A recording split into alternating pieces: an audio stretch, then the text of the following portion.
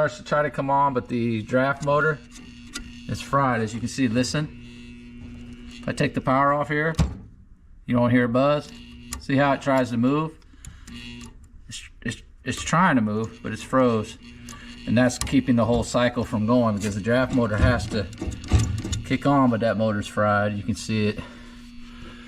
As for that, I don't know if there's anything else, but that would be the first thing that would stop you from continuing.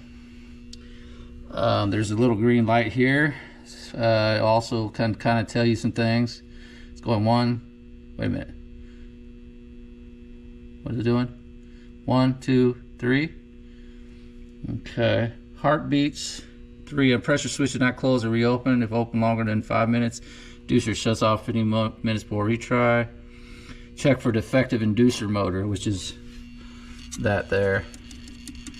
So it is letting you know that you have a bad motor, because that's 3 flashes. If it opens during blower on delay period, blower will come off, or just let blower off to leave. So yeah, it's saying defective inducer motor.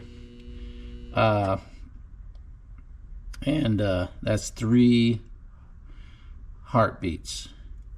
And as you can see, it's doing the 3. 1, 2, 3. 1, 2, 3. Yeah, so that's saying pressure switch is not closed or reopened. If open longer than 5 minutes, inducer shuts off 15 minutes before retry, which it just did. It just finally shut off. So basically, that sounds like that's your problem. The defective inducer motor. Could also be a defective pressure switch, but I don't think that's probably it.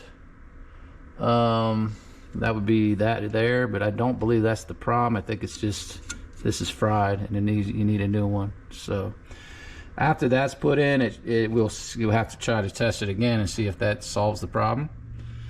So that's it. That's all I can do for now.